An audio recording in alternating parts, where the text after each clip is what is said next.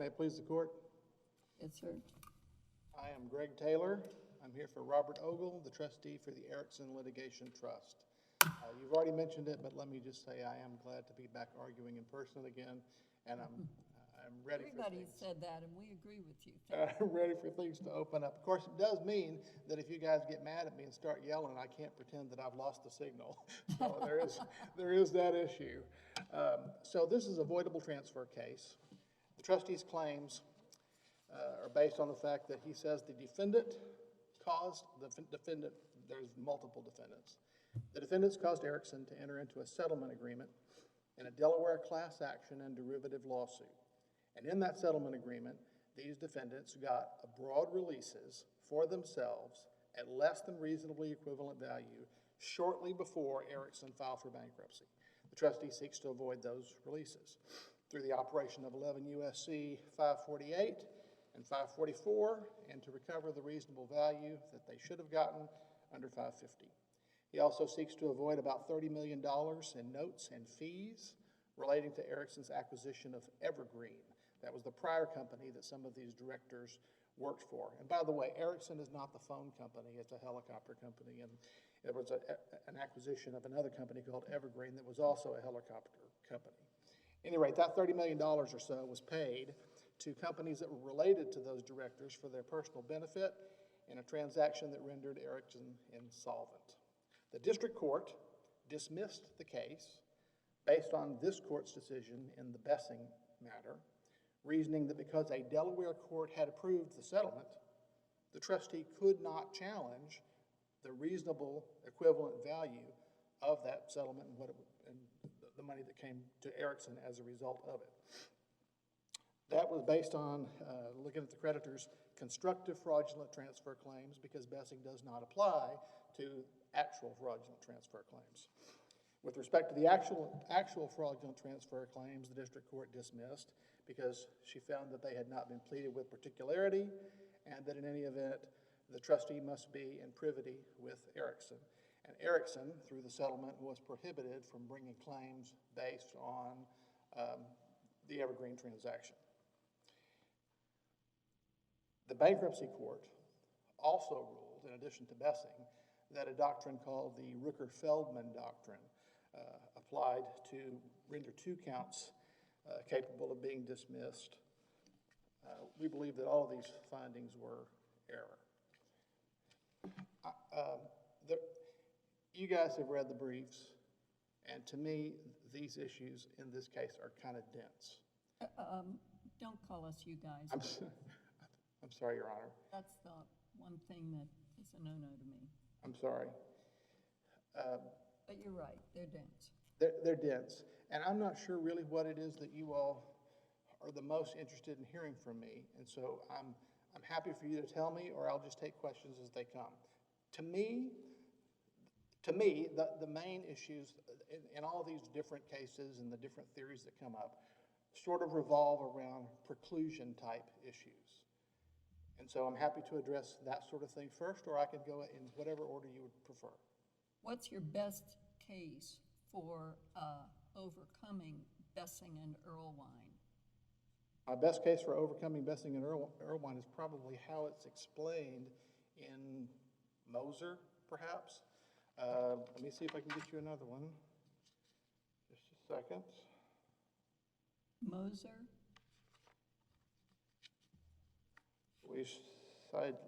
Let me just go through. Let me go through Bessing, and whether there's an actual case that hits these exact points, I'm not sure. But the main reason that Bessing doesn't control here is because this case is nothing like the Bessing case was. Bessing involved a situation where you had an actual finding by a state court on the issues that were related to the case. This case doesn't have that. This is not, Bessing was the case where there were claims that belonged to a company. The company's claims then were dismissed in a case as a discovery sanction. Based on Texas law, I believe it was at the time, if there was a ruling on a discovery sanction and if a matter was dismissed based on that, that was a ruling on the merits. As a result of the ruling on the merits, when this court was looking at the Bessing case, it determined that it didn't need to look at reasonably equivalent value because the value of the claim involved, which had previously belonged to the company, was zero. And the reason it was zero is because the lower court had dismissed it as a discovery sanction, and it was based specifically on the merits. This case is not like that.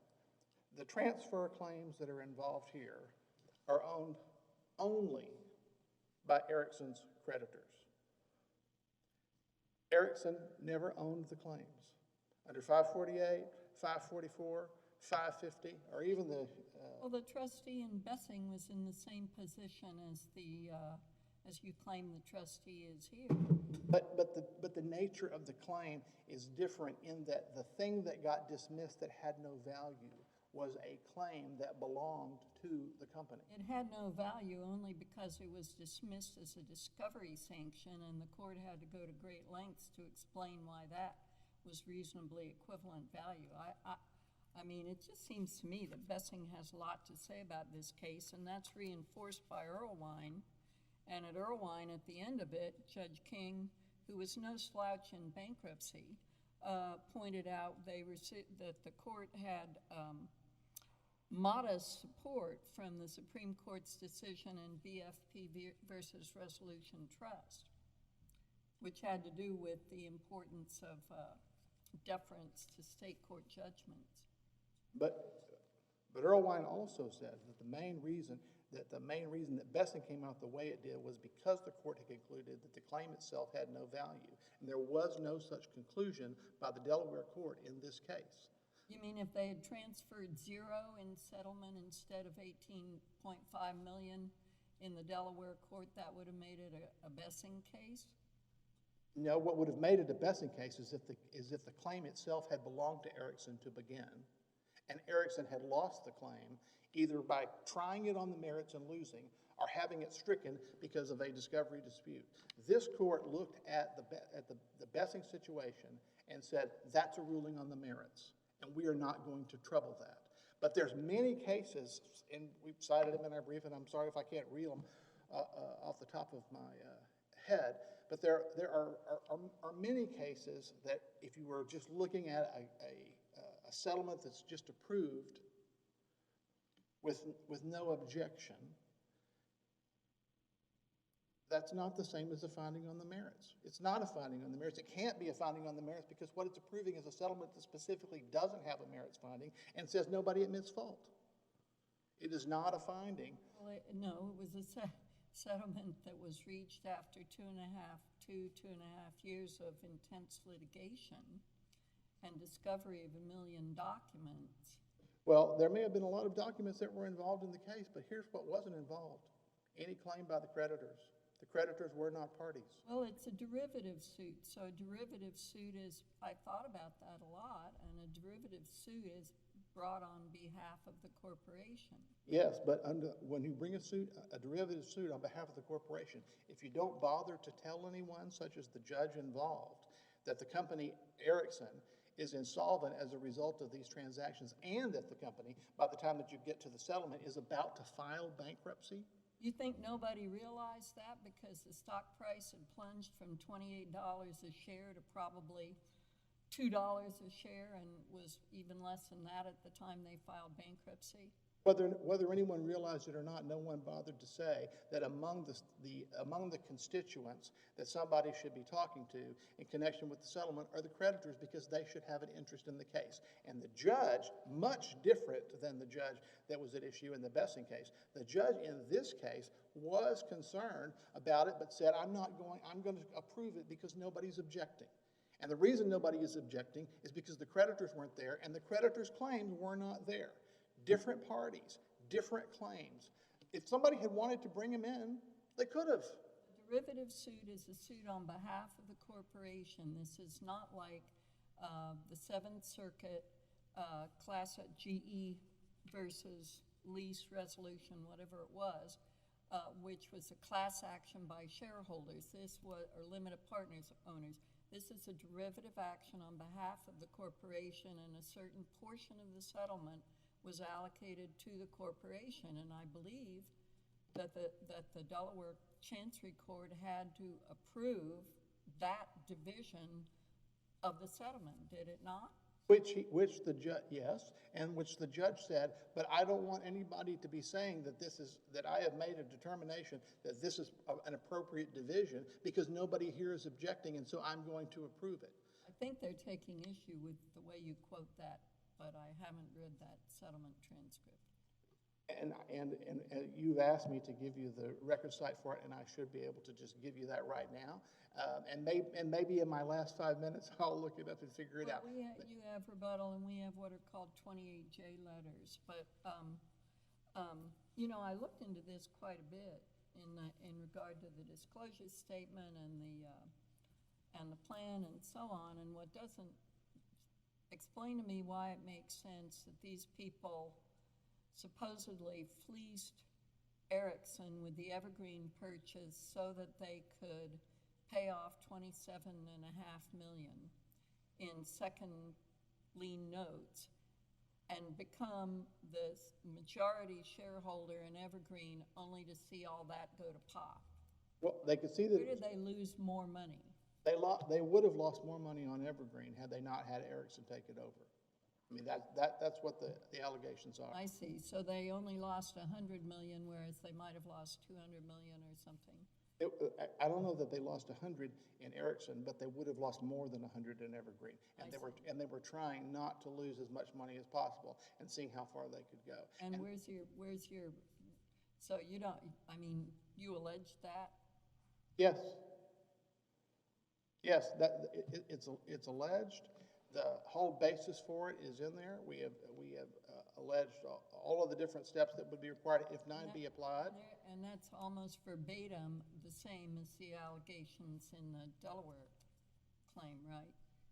Some of the allegations are similar to the first 5 counts. Yes, they are, but they could be identical, and it shouldn't matter if the creditors have other claims that are based on the same facts. Nobody brought them into the case. Let me just put it to. I mean, I'm not fully decided on this case, so don't get that impression. But if this case had not been filed until the bankruptcy had occurred, then there wouldn't be any question in my mind that it could be pursued by the trustee on behalf of the bankrupt company against the former shareholders or what. But it occurred beforehand. It went through complete discovery, and pretrial was set for trial, and then they settle. And I don't understand why the fairness of that can be upended simply because you replaced the derivative suit with the trustee. Because the fairness that's involved in settling a derivative suit or a class action lawsuit is not the equivalent of a reasonably equivalent value analysis under the bankruptcy court. They look at different things. And because they look at different things, the 548, 544, 550 doesn't even come into existence until the bankruptcy is filed. And so the creditors then can look at it, and they can go back 2 years to look at things that have happened where there's been transfers of value. And in this case, these guys, and they are all guys on this one, these directors settled the claim, knowing that they're getting ready to file bankruptcy, and then after they get the broadest release that they can, that covers claims that aren't even at issue in the case, they then file for bankruptcy, and then when the creditors say we have transfer claims, they say, oh, I'm sorry, but they're already released. That is not the policy that should be involved here. It's not the policy that it should be involved in any of the circuits from our perspective.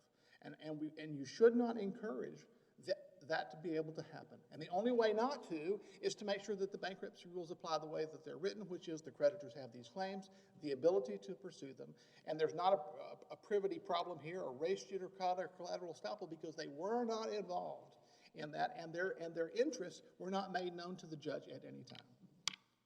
And I will reserve the rest of my time. Okay, thank you. You have time for rebuttal. Mr. Rudin.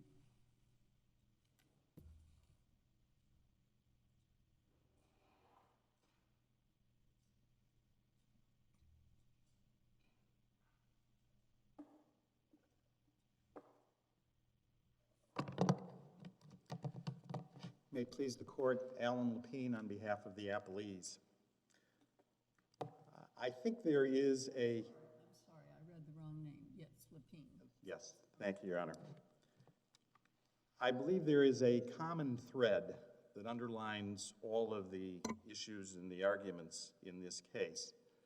Whether we talk about Rooker-Feldman, res judicata, or claim preclusion, or this court's opinions in the Bessing and Erlewine cases. And that common thread is the role of the Delaware court in approving the settlement of a derivative action. And I think, Judge Jones, you've touched on that in your questioning. Under Delaware law, the Chancery Court is a fiduciary. That's what Delaware law provides. The Delaware court has a fiduciary responsibility to make an independent assessment of the intrinsic fairness of the settlement of derivative claims. The process that the court follows is described in several opinions that we've cited in our papers, the Activision Blizzard decision, Forsyth versus ESC Management. And I would note that these opinions were written by Judge Laster, who is the Vice Chancellor Laster, who is the judge that approved the settlement in the Erickson case. And Judge Laster goes through the process in these decisions and describes exactly what the Delaware Chancery Court does in approving the settlement of derivative claims.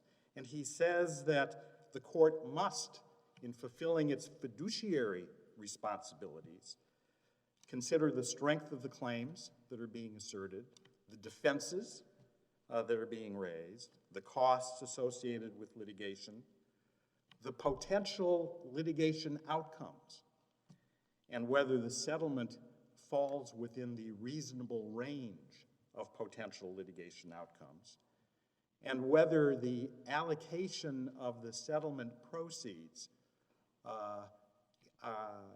that allocation is fair and reasonable with respect to the various claimants in the case. That's the process. The Judge Laster in those decisions indicates the Delaware court, in fulfilling its fiduciary responsibilities, follows when it approves the settlement of a derivative action.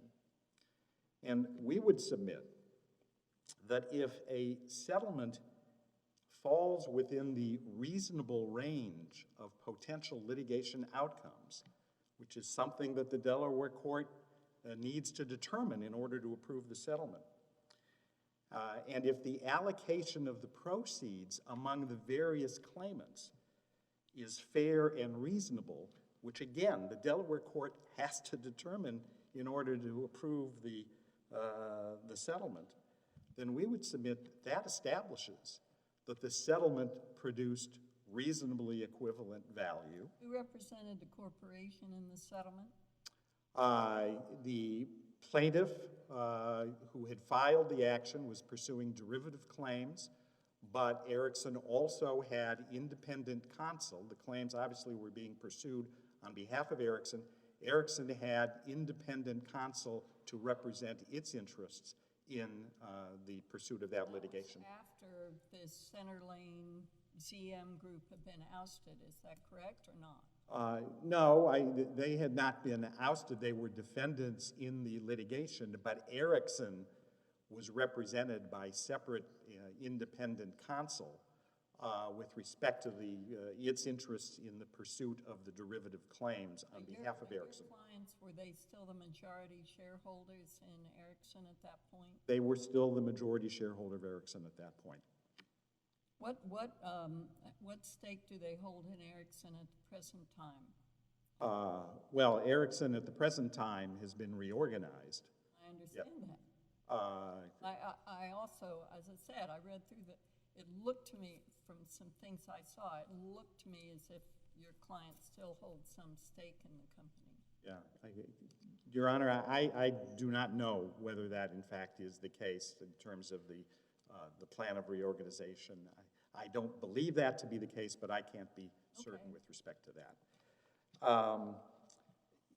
And again, what we believe is that based on the role that the Delaware court played, again, in fulfilling its fiduciary responsibilities and approving the settlement as being fair, reasonable, adequate, and in Erickson's best interest, that dictates the result in this case, whether you apply. As you said, the court had to figure out the value of the claims being asserted, and the avoidance type claims that are now being asserted weren't available pre-petition. The avoidance claims specifically weren't available, but the claims really that were asserted were the same. The avoidance claims that are being asserted seek the recovery of damages for breach of fiduciary duty. Well, they would unwind the whole, what is it, $27.5 million? I might have their number wrong, but they would unwind the entire payment. Maybe the other way to look at it is it's a stronger remedy, but go ahead with your response. They seek recovery of damages for breach of fiduciary duty, and they seek to recover the $27.5 million payment that was made. That same claim was asserted in the Delaware litigation as an unjust enrichment claim based on alleged actual fraud with respect to those payments. The factual allegations in the trustee's complaint are identical to the factual allegations that were asserted in the Delaware litigation. And the plaintiff in that litigation, pursuing derivative claims on behalf of Erickson, sought the recovery of the $27.5 million. So are you saying Bessing just is the only ground we would need to eliminate this entire lawsuit? I mean, because the courts below seem to be making different rulings on the different claims. I think that all of these theories, I think, are somewhat intertwined, but I do believe that Bessing disposes of this case in its entirety. I think claim preclusion does as well. We would assert the same with respect to Rooker-Feldman. But clearly, in terms of this court's decisions in Bessing and in Erlewine, where the court indicated in Bessing that federal courts should not look behind a state court judgment that has resolved claims for purposes of making an independent evaluation of the merits of the claim. That's what would be happening here. And in Erlewine, on claim preclusion, the typical standard is you're barred from bringing claims you did bring or that you could have brought. And I'm having a hard time seeing, do you have how it could bar a claim that did not exist pre-petition? What cases do you have that hold that a bankruptcy-created claim was barred by a pre-petition lawsuit under preclusion? Well, I think with respect to claim preclusion and the identity of claims, and you're right, Judge Costa, the issue is, are the claims the same, if you will? But both the Delaware courts and courts in this circuit apply the transactional approach for purposes of determining the identity of claims and whether they are the same. And as you know, the issue there is whether the claims arise out of the same nucleus of operative facts. In this particular situation, the claims in both actions arise out of Erickson's 2013 acquisition of Evergreen helicopters and the payments that were made in connection with that transaction. And the trustee in this action is seeking to recover damages for breach of fiduciary duty and recover the payments, which are the identical claims that were asserted in the Delaware action. I think what this court has said previously in the Agri-Electric Power Partners case is that the legal theory of recovery is not informative of whether the claims are the same. If the claims are based on the same nucleus of operative facts. No, and I get that. I'm just curious if there are cases that have applied that, this transactional test you're talking about, to say these bankruptcy claims are precluded, because even though they didn't, this specific claim didn't exist pre-petition, it could have been brought under a different type of cause of action. I don't recall any specific case, and I don't believe we cited any case specifically to answer your question. But I would argue, Judge Costa, that the rationale in Agri-Electric Power Partners really is informative with respect to the issue that is before us today, because there is no question that the claims here arise out of the same nucleus of operative facts. If you look at the complaint that was filed in this action and the complaint that was filed in the Delaware action, they're almost mirror images of each other in terms of the factual allegations. Well, is Mr. Taylor accurate when he says the bankruptcy court said, I'm approving this allocation between the shareholders and the company because nobody objected? No, he's not correct, Judge Jones, with respect to that. The issue that the Chancery Court raised with respect to the concern over allocation related only to the methodology that was being employed to distribute the portion of the settlement fund that was allocated to the shareholder direct claims. And I assume that had something to do with current and former shareholders? That's absolutely correct, Judge Jones. And in terms of the record, it appears at 962 colon 16 963 colon 19. And I think Judge Laster was very clear in that regard. He raised some concerns about that. I think it related to the fact, as you indicate, as to whether settlement proceeds would be distributed to shareholders who may have already sold the shares at the time of the settlement. There was no question raised with respect to the allocation of the settlement fund to the derivative claims that belonged to Erickson. And again, I go back to what I said at the outset, which is that the Delaware court is required to make an independent assessment of the merits and of the merits of the settlement for purposes of determining whether it's fair and appropriate. So what's your position on General Electric Capital versus lease resolution from the Seventh Circuit? If I recall that case, Your Honor, that was the one in which the decision of the district court was reversed based on the fact that it had taken judicial notice of a settlement and findings that had been made in connection with the approval of a class action settlement. It was not a derivative case. It was simply a shareholder class action case. But in this case, we did not argue judicial notice as a basis for relief or for the dismissal of the complaint. And Judge Hale and the district judge, they didn't rely upon judicial notice. So I don't think that that case has any relevance to the issues that we're confronted with today at all. Your point about Bessing being a ground to get rid of the whole case, I mean, Bessing on its own terms seems to only apply to constructive fraud claims. Do you have any authority for extending it to actual fraud claims? I don't have any authority, Your Honor, but I think the rationale of Bessing clearly applies. Bessing didn't need to deal with actual fraud because it was a discovery sanction and an order entered by the court.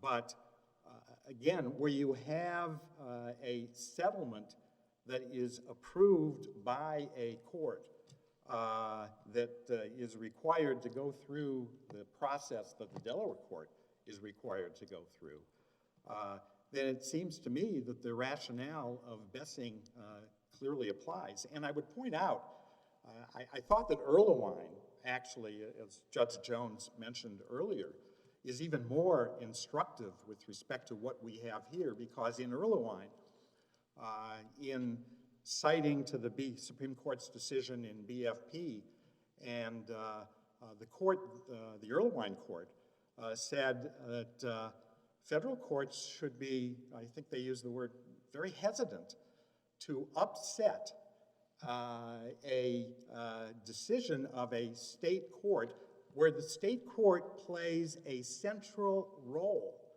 under state law in terms of rendering its decision. So what do we have in this case? Under Delaware law, the Chancery Court is required to act as a fiduciary in terms of evaluating and then approving the settlement of derivative claims. That falls within the teaching of Erlewine completely, it seems. Counsel, let me ask, what is left of the New Jersey settlement judgment of the Chancery Court if we accept your friend's arguments in front of us today? Well, the problem, and I know Judge Hale had addressed this or mentioned it, indicated that he didn't need to get into it, but it is a problem, it seems to me, in terms of, I mean, the settlement has been consummated. Releases have been given, payments have been made. All of the elements of that settlement were interdependent on each other. And if you now decide that a portion of that settlement is going to be unwound, I think it raises serious questions, Judge Southwick, as to how do you deal with that situation? Again, Judge Hale raised the issue, indicated he would be concerned about that, didn't need to reach the issue based on his ruling, but I think it would present considerable issues in that regard if that were done.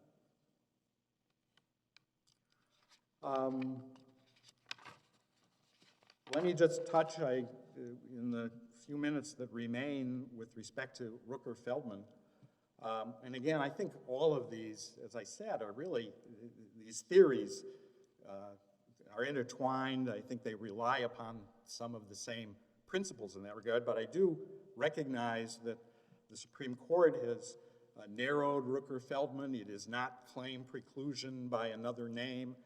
But do the elements of Rooker-Feldman apply here? I think they clearly do.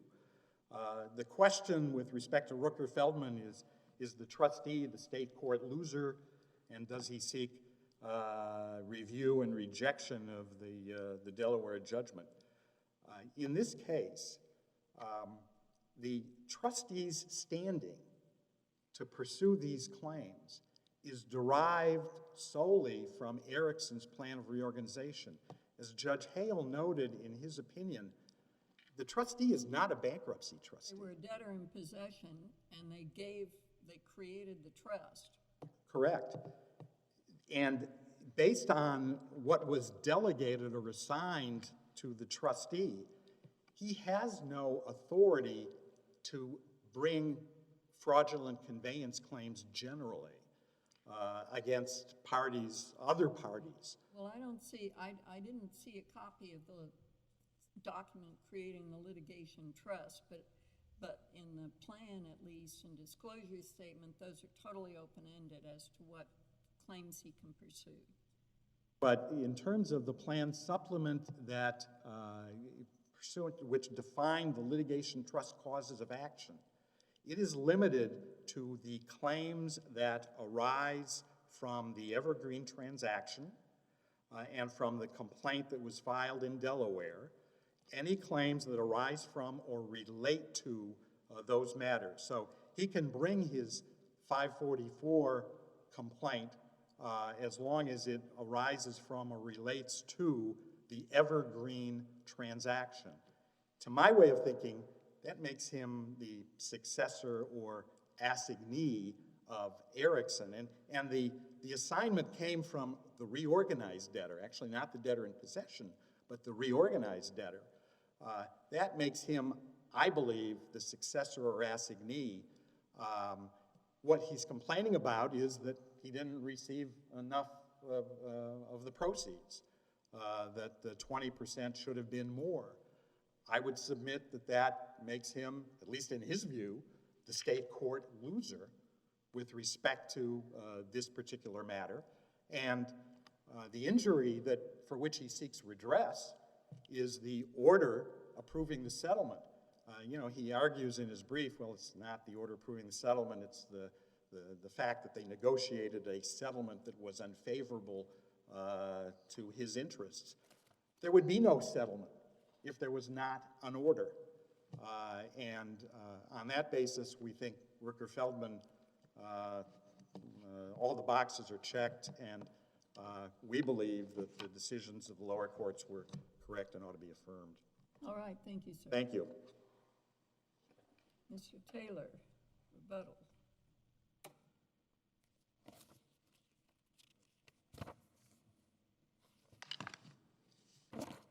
Returning to the derivative nature of the claims for a moment in the Delaware case. At the time of the Delaware case, whether you're looking at it from the perspective of the class or from Erickson being there derivatively, they did not have these claims. The claims for fraudulent transfer did not exist in those entities. They never have brought them. Ever, ever, ever. Never owned them. And even once Erickson became a debtor in possession, Erickson did not own the claims anyway. They are creditor claims, and what the bankruptcy does is it allows a debtor in possession to bring those claims on behalf of the creditors. And then once that gets transferred, it allows the trustee to bring those claims on behalf of the creditors. But the claims did not exist at the time that this was being done. And as part of the plan, as you, Judge Joseph, you've mentioned, as part of the plan, certain claims got put into the trust, and as we've just heard, they relate to these things that were at issue in the Delaware case. Okay, if those things can't be brought because of besting or something else, then they're valueless. No reason to transfer them to a trust if there is no claim. There is a claim. It's different parties. How much are you trying to, if you succeeded in full, how much would you be recovering from these defendants? I'm sorry, but I do not know the answer to that. We're not even far enough into it. We're just into the pleadings. A minimum of $27.5 million, right? A minimum, yes. A minimum. So that basically sets the $18.5 million that they already. Would you deduct the $18.5 million they already paid? Your Honor, because we got dismissed on a motion to dismiss, I don't have all those issues. We haven't had any experts in the case. I haven't considered all of those issues. All I know is that we have pleaded that the value that was received by Erickson on these claims was not reasonably equivalent value with respect to the creditors. The creditors were not represented in the Delaware case. The Delaware judge could not have taken their interest into account, and when he takes the interest of the derivative company into account, it's the shareholders' interests. It's the equity. He is not taking into account the creditors because he has no reason to know that he has to. And nobody's telling him to do it. And nobody is objecting to how the thing is divided because it's in everybody's interest. The class gets paid directly. They are shareholders. What role did Erickson's independent counsel play in this settlement? I do not know. I do not know. Well, Erickson became the debtor. The debtor became the reorganized debtor. And it was the reorganized debtor who created the litigation trust. But all of those entities, though, are different. And the entity that settled is Erickson pre-petition. And Erickson pre-petition did not own any of these claims and couldn't have.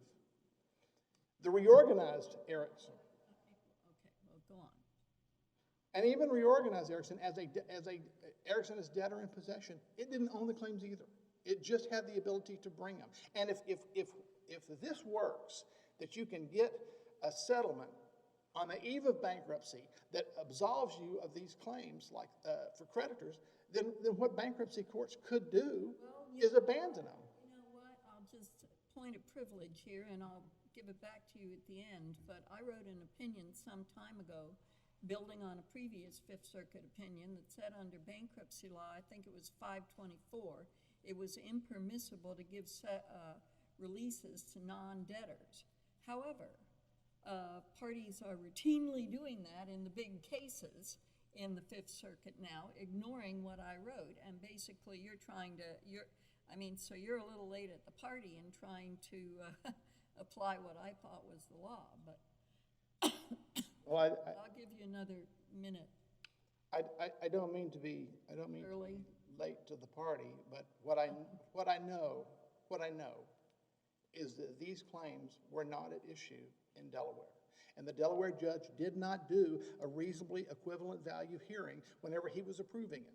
He did not take into account the creditor's position. You can go back and look at the record excerpts. In the Erlewine case, the divorce court judge didn't take into account the husband, I think the husband became the debtor, his position. I just can't remember whoever was the drug addict got less in the divorce, and then filed bankruptcy, and the court in the Fifth Circuit says, you know, the state court made an appropriate determination within the realm that it was supposed to, and we're not going to go back into that for purposes of fraudulent transfer law. And my only response to that would be, nobody in this case is asking for anybody to go back and re-litigate something in front of the Delaware judge, or to say that there's something that he did that was wrong in approving the settlement that was brought to him, because all the judge did in Delaware was say yes when both parties came to him and said, please sign this. And even when signing it, he had reservations. And look at that fox in the henhouse quote that's in there. I mean, you have the sites, you can go look at it. But the judge was concerned about some of it, but he was not taking into account the creditors because they were not there to say anything. And they couldn't have been there. And as a result, all of the, whether you look at it from Bessing's point of view, from Rooker-Feldman, or any of these others, you can't get there unless there is privity between the trustee and Erickson, and there isn't. Thank you very much. Thank you very much. Very interesting case.